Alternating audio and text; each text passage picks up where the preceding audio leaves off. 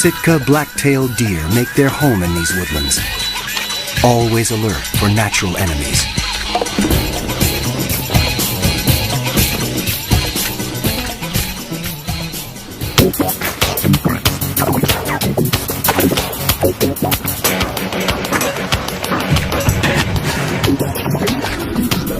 And the lord of this southern Alaska paradise is this mighty beast. You may know this bear as the grizzly.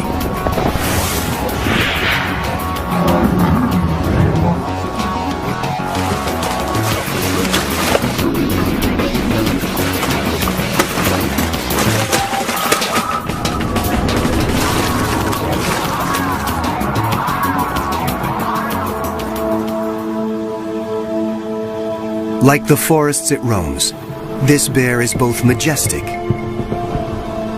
and mysterious.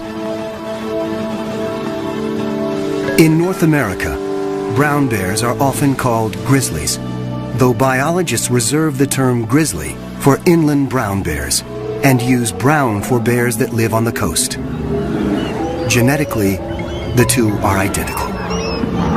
Whatever this bear is called, it is not a bear to be taken lightly. It can weigh more than half a ton and yet reach speeds of almost 40 miles per hour. The brown bear is arguably the world's largest land carnivore. You might think that honor goes to its cousin, the polar bear, but many scientists classify the polar bear as a marine mammal because it spends most of its life in the ocean or on sea ice. On land, the grizzly is king.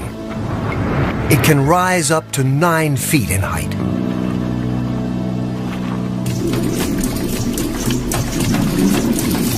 Bears are formidable hunters.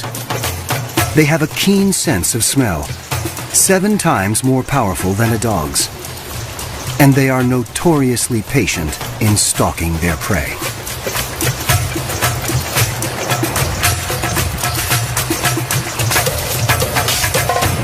But the grizzly is also a fiercely private animal and usually avoids the company even of its own species. Any human trespassing on its space is asking for trouble. And that includes biologists who'd like to get close enough to learn more about this reclusive animal.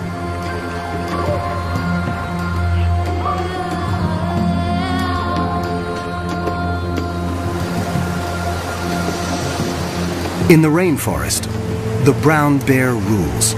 It has no natural predators. And yet, worldwide, its numbers have been in decline for the last 100 years.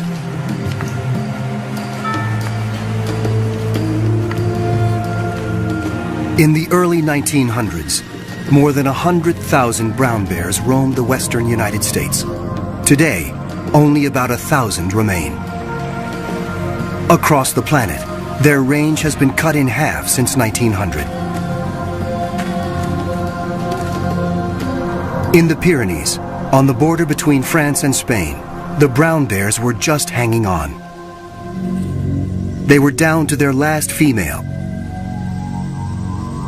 Recently, hunters shot her, thereby dooming this population of bears to extinction. Today, roughly 40,000 brown bears live in what might be their last stronghold, the state of Alaska. But every day, humans encroach a little more on their territory.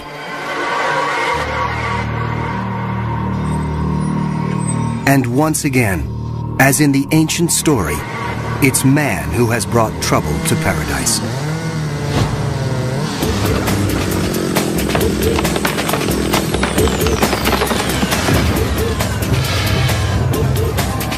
Consumers demand an immense amount of lumber each year to build homes, furniture, and other creature comforts. The inevitable result, forest clear-cutting and the roads built to carry out the trees.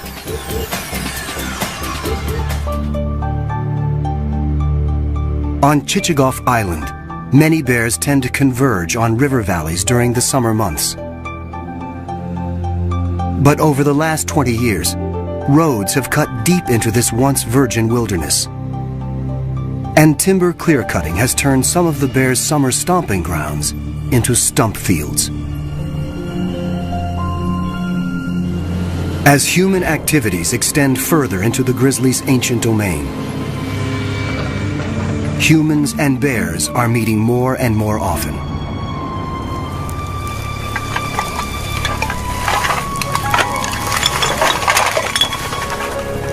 It is a recipe for disaster for bears, and sometimes for people. This massive predator can be extremely dangerous when suddenly confronted by a human on its turf. And yet, to protect these animals, researchers need to learn more about their numbers, their movements, and their vulnerabilities. They have to get up close and personal with a 500-pound animal that doesn't want them there. That's exactly what one man does for a living, and has for the last 30 years. Born in Wisconsin, Laverne Beyer came from a family of hunters.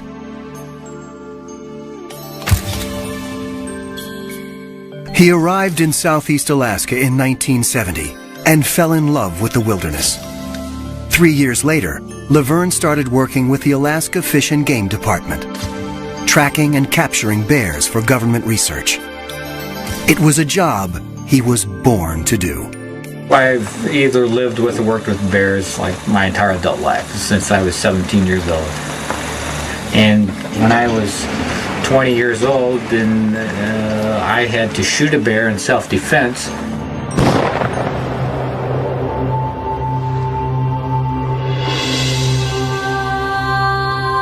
And once you have to shoot a bear in self-defense, that's kind of one of the events in your life you don't forget.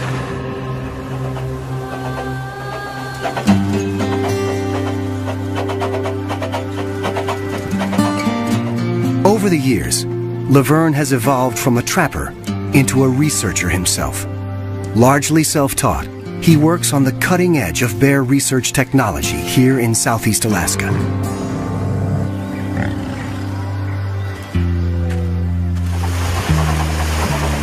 Based on a 70-year-old tugboat, Laverne has captured more than 700 bears since 1975 and is now one of the most respected bear trackers and researchers in the region.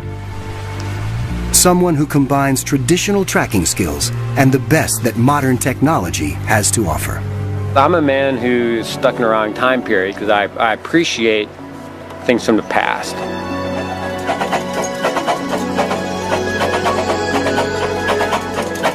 I definitely appreciate technology, and I guess it's somewhat like, too bad a person couldn't live in the past, but yet have some technology of the future.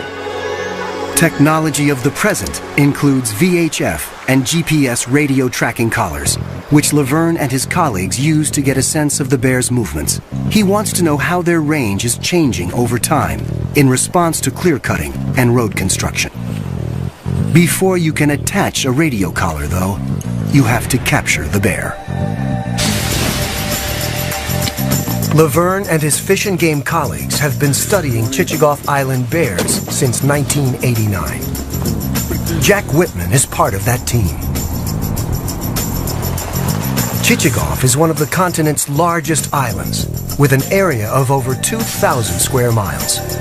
About 1,100 people live there, and about 1,600 brown bears.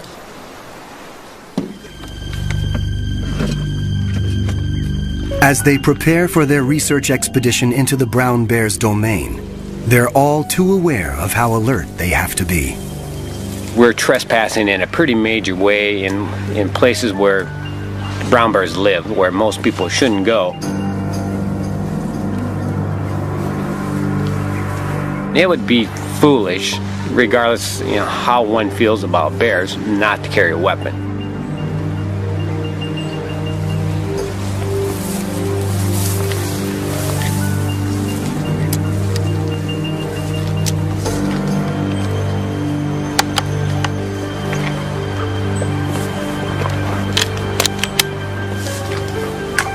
An ancient trail leads into the world of the bear.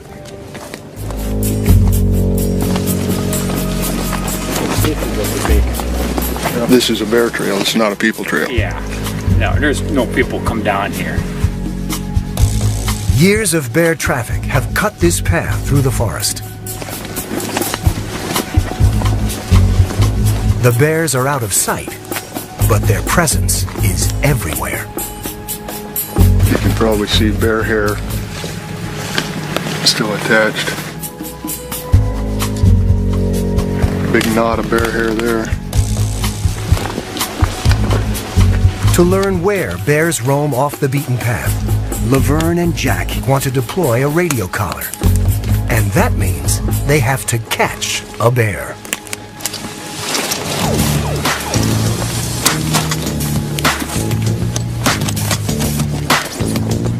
The art of snaring a bear without injuring it is a delicate one.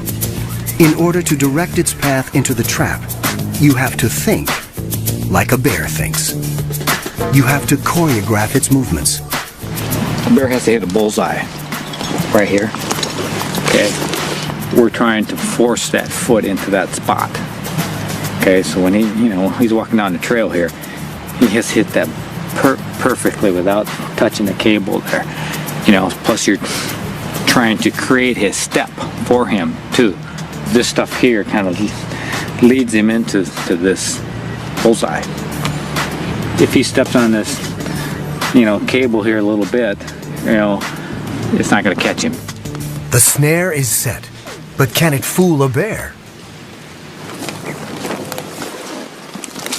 As the trackers make their way through the forest, their senses are on high alert for any sign of movement.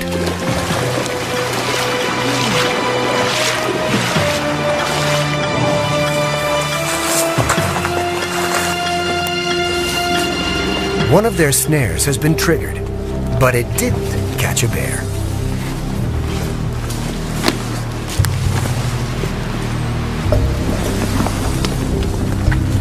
There's a clean miss too. Threw the cable way back there, and pulled it up. This here's been bumped a little, coming that way. It's going that way. Yeah, I think he stepped on this.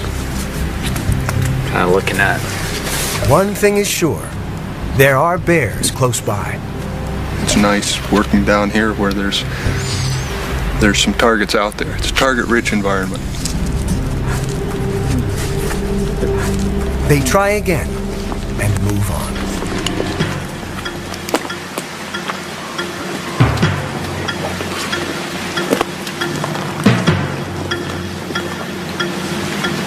Finally, after hours of tracking bear sign and checking traps, Laverne spots a grizzly in the river near where they've set a snare. It could be headed toward the trap. Now the key is staying silent, motionless, and downwind. They pick out motion, so you move slow, and deliberate, and if preferably you move when they're not looking at you.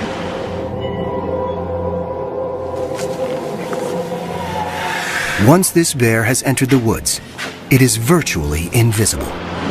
Trying to determine whether the bear knows if we're here or not by the wind. The wind's kind of going right towards it. After nearly 30 minutes, Laverne and Jack hear signs that the bear's been caught, but how firmly the snare has grabbed its foot is unclear. At this point, it's kind of, how is this all going to play out? There's other things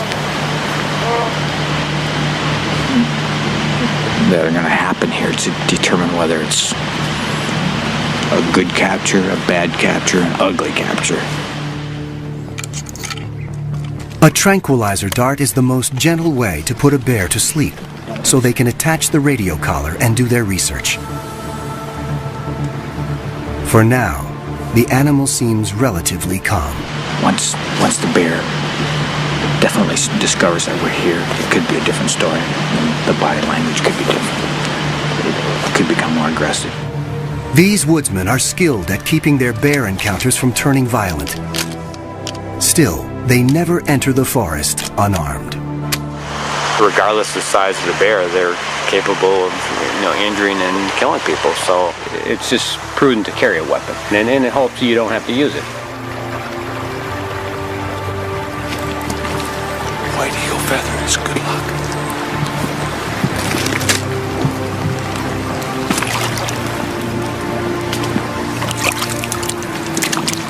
To make sure he places the dart accurately, Jack has to get within 10 yards of a 500-pound and now very aggravated bear.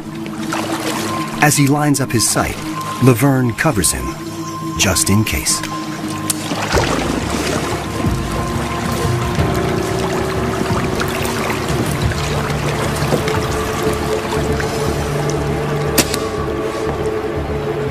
When the bear shifts its position, they can see just how tenuous the snare's grip is. A sudden jerk, and this angry bear could be on them in the blink of an eye.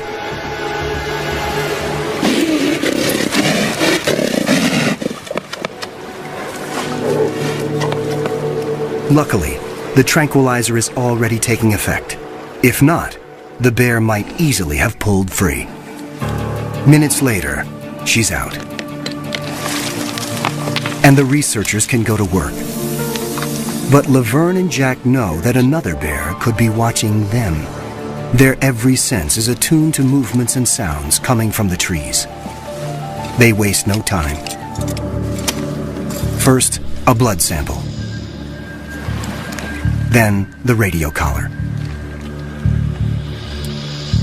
Radio tracking is an indispensable tool for assessing the movement patterns of a population of bears. Each collar has a unique frequency, so each bear has a unique frequency. It allows us to hear where she is.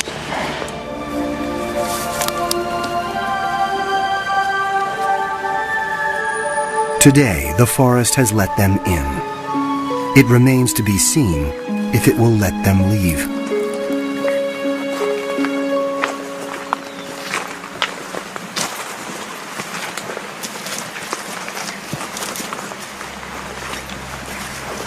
The woods are eerily quiet.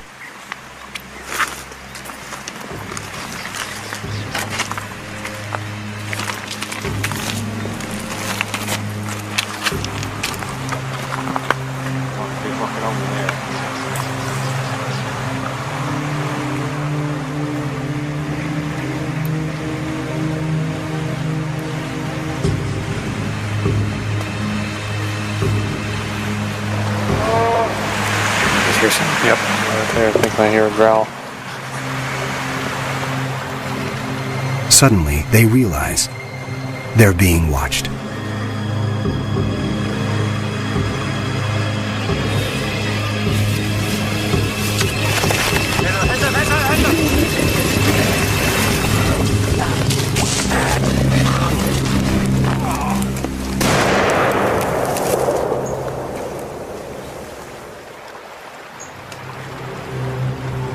A bear attack. Laverne had no choice but to shoot.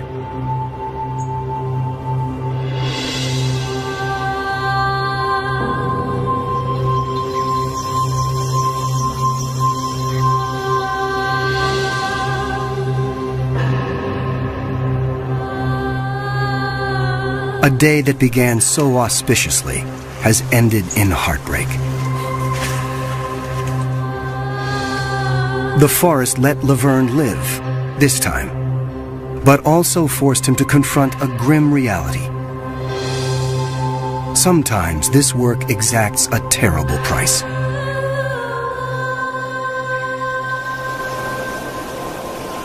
The attack has left Laverne with more than just emotional scars.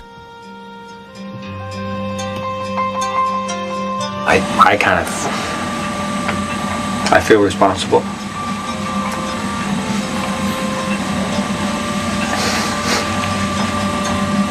You know, I did not want to pull that trigger. I did not want to kill her. You know, it was like shooting a friend.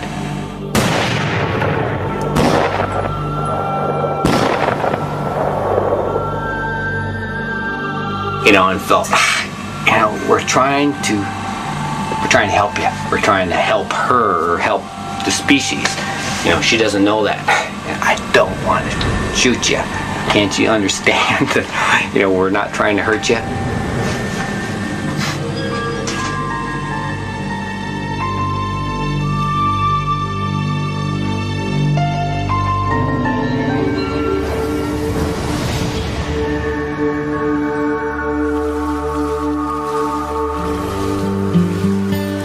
Brown bears are normally solitary creatures.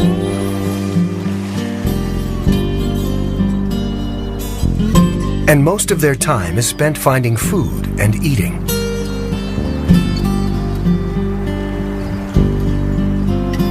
This is especially important for mother bears. These twins were born during winter.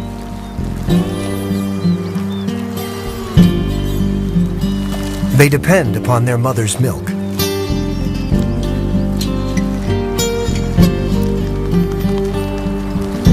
She must find enough food to sustain herself and her family.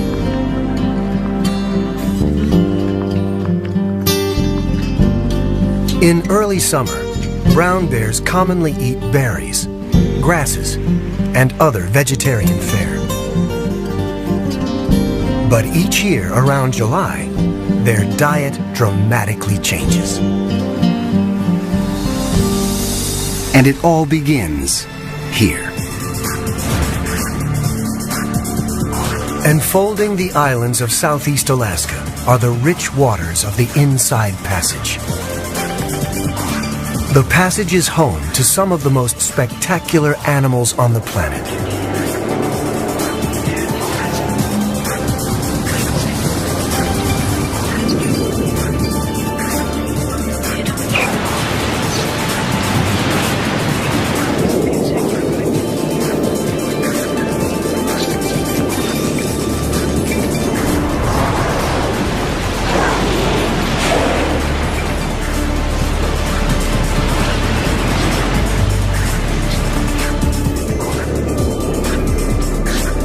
The cold, nutrient-rich waters welling up from the Pacific depths nurture a flourishing food chain.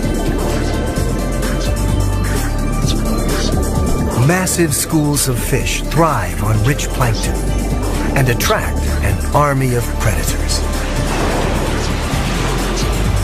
Humpback whales gather to feast, working in groups to capture herring.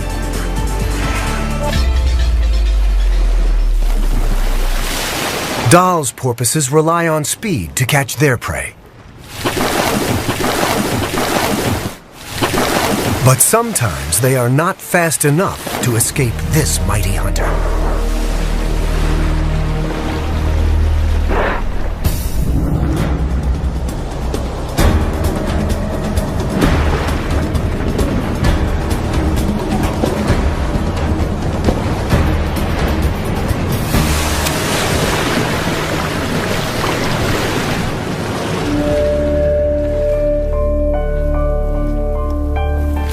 On shore, another mighty hunter is getting impatient, waiting for its share. For in a coastal rainforest, the worlds of sea and land are intimately connected. And the ocean's emissary to the rainforest is this remarkable pilgrim, the salmon.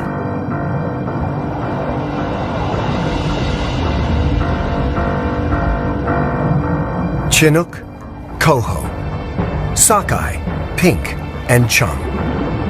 5 species of salmon make the long trip back from the ocean to the place of their birth. After several years at sea, they've returned to spawn for the first and last time.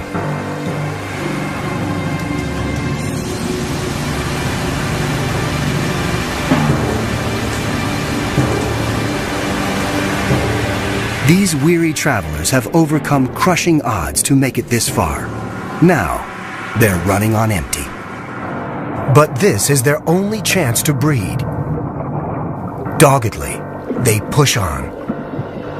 These sockeye have not eaten since leaving the sea, and they will never eat again.